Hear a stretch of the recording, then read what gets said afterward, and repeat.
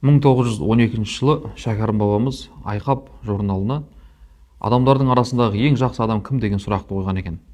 Сонда әртүрлі адам өз ғылымына сай, өз өміріне сай әртүрлі жауап берген. Бұл сұрақты кезінде сахабалар да пайғамбарымызға қойған екен. Сонда пайғамбарымыз адамдардың ішіндегі ең жақсы адам бұл келесі бір адамға пайдасы тиген адам деп айтады. Аллаға ең сүйікті іс басқа біреуге қуаныш сыйлау, біреудің мұқтаждығын өтеп беру, қарызын жауып беру, сонымен қатар қарны аш болса оны тойдыру деп пайғамбарымыз айтқан екен. Сөзін жалғастырып пайғамбарымыз менің бір адамның мұқтаждығын өтеп беру арқылы уақыт өткізуім мешітте отырып жекеше құлшылық жасағаннан қарағанда абзал деп жауап берген екен.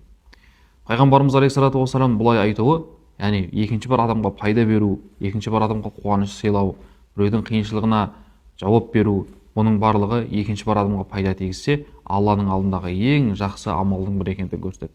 Сол үшін Әлихан Бөкейхан бір сөзінде хан баласында қазақтың ақысы бар, тірі болсам қазаққа қызмет етпей қоймаймын деп айтатыны осыдан ағайын. Міне сондықтан адам баласының екінші бір адамға пайдасын тигізуі бұл адам арасындағы ең жақсы адам екендігін білдіреді.